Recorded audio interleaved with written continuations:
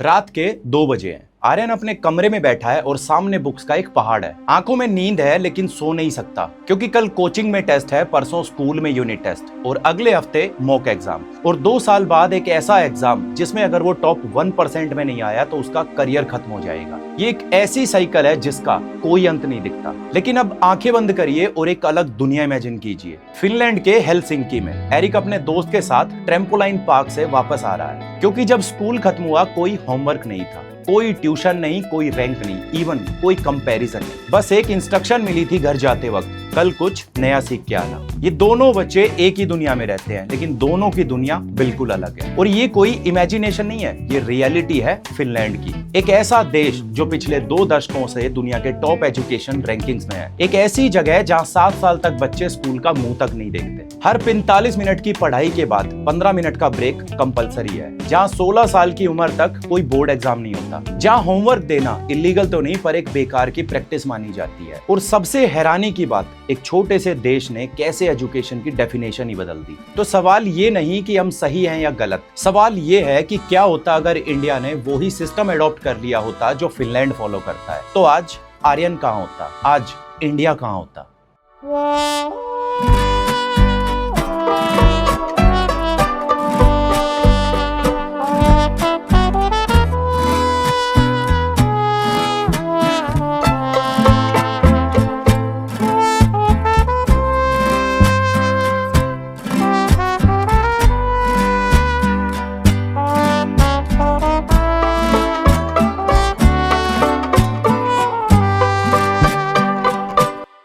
NCRB के 2023 के data के मुताबिक इंडिया में उस साल 13,892 स्टूडेंट्स ने अपनी जानें ली, सिर्फ एकेडमिक प्रेशर की वजह से। और कोटा, जिसे हम कोचिंग कैपिटल ऑफ इंडिया कहते हैं, वहां अकेले 26 स्टूडेंट्स ने उसी साल सुसाइड कर लिया। मैं ये नहीं कहता कि फिनलैंड एक सुसाइड फ्री कंट्री है। फिनलैंड में भी यूथ सुसाइड सीरियस इशू है, लेकिन उसका मेन रीजन इंडिया जैसा एग्जाम प्रेशर नहीं बल्कि इमोशनल, सोशल और मेंटल हेल्थ इश्यूज है। फिनलैंड के सिस्टम की सबसे बड़ी बात यह है कि वहां प्राइवेट स्कूल ना के बराबर है। इमेजिन करिए इंडिया में अगर सारे डीपीएस, पाथवेज और बोर्डिंग स्कूल्स बंद हो जाएं और मुकेश अंबानी का बेटा और एक रिक्शा चलाने वाले का बेटा एक ही बेंच पर एक साथ बैठकर पढ़े। जहां इंडिया में एजुकेशन एक टॉप क्लास बिजनेस है, वहीं फिनलैंड में वो लोग एजुकेशन को एक इन्वेस्टमेंट समझते हैं। वहां हर स्कूल गवर्नमेंट फंडेड है, जिसका रिजल्ट ये है कि वहां के पेरेंट्स को ये टेंशन नहीं होती कि कौन सा स्कूल बेस्ट है। उन्हें पता है कि जो स्कूल उनके घर के पास है वो भी बेस्ट है। इवन वहां बेस्ट स्कूल का कंसेप्ट ही नहीं है क्योंकि हर स्कूल बराबर है। और जब प्रॉफिट मोटिव खत्म हो जाता है तो सिर्फ एक चीज बचती है, क्वालिटी एजुकेशन। वहां के लोग मानते हैं कि इक्वालिटी ही एक्सीलेंस का रास्ता है। हमारे यहाँ 3 साल का बच्चा स्कूल बैग उठाता है और A4 एप्पल रटना शुरू कर देता है, जबकि फिनलैंड में 7 साल से पहले स्कूल जाना ही मना है। उनका लॉजिक सिंपल है,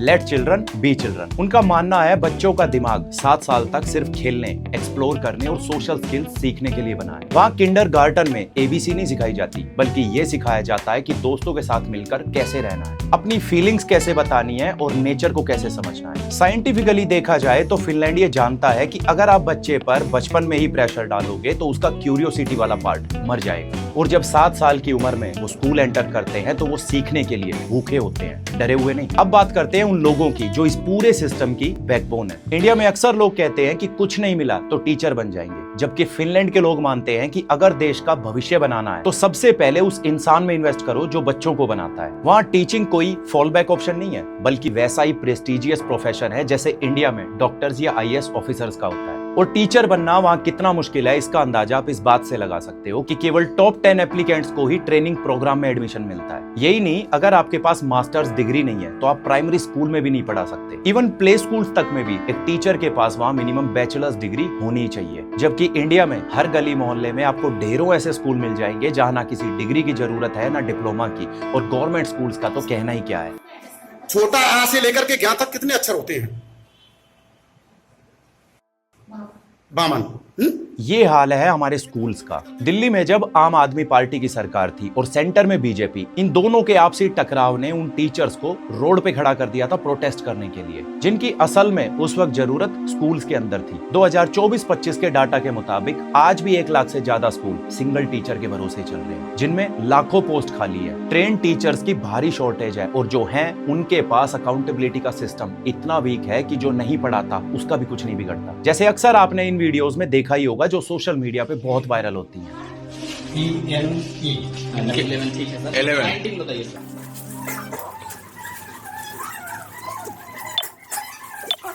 ये 19 है सर, एक बार स्पेलिंग बताइए इसका। NINTHIN।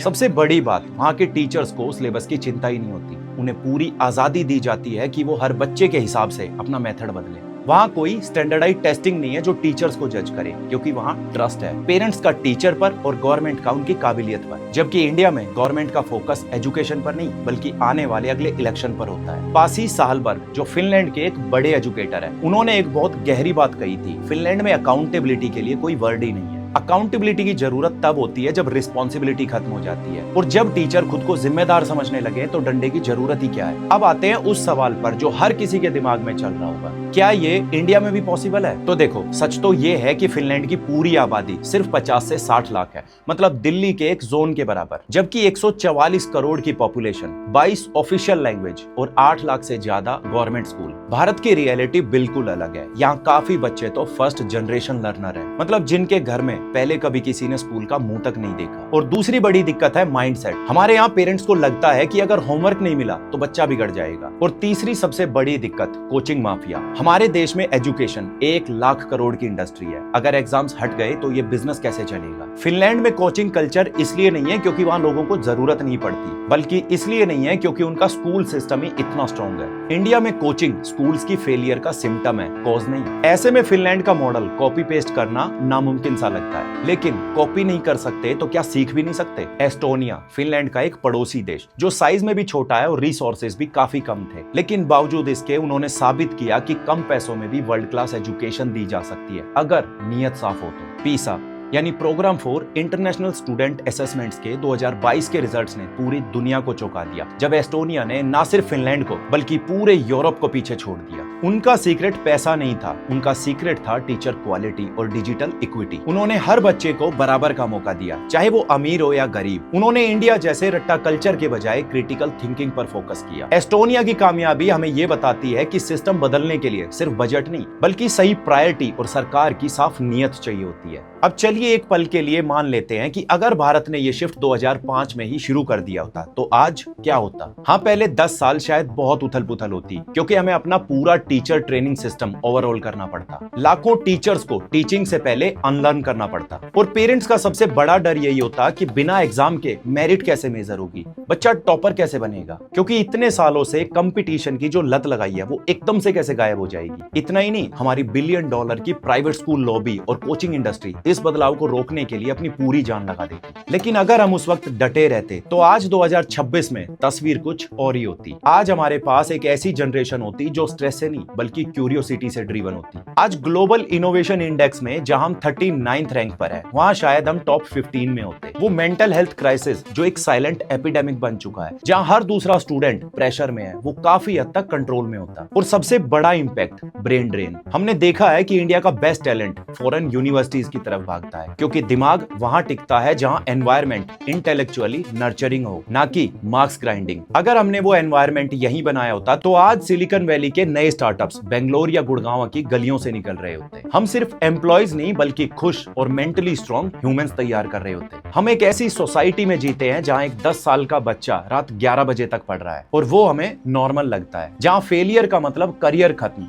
ये नॉर्मल लगता है। जहां टीचर की इज्जत घर की सफाई वाली से ज्यादा नहीं, ये नॉर्मल लगता है। फिनलैंड हमें सिर्फ ये नहीं सिखाता कि पढ़ाना कैसे है, वो हमें ये सिखाता है कि बचपन क्या होता है। एजुकेशन का असली मकसद मार्कशीट भरने वाले रोबोट बनाना नहीं बल्कि एक ऐसा इंसान बनाना है जो सोचना जानता हो, सवाल करना जानता हो। क्योंकि प्रोग्रेस तब नहीं होती जब हम नए स्कूल्स बनाते हैं, प्रोग्रेस तब होती है जब हम बच्चों का देखने का नजरिया बदलते हैं। अगर हमें इंडिया को सही मायने में विश्व गुरु बनाना है तो हमें रट्टा मार कल्चर से निकलकर फिनलैंड मॉडल की उन बातों को अपनाना होगा जो इंसानियत और दिमाग दोनों के लिए सही है। आज के लिए सिर्फ इतना सोचना, क्या हम अपने बच्चों को इंफॉर्मेशन दे रहे हैं या विजडम? जय हिंद।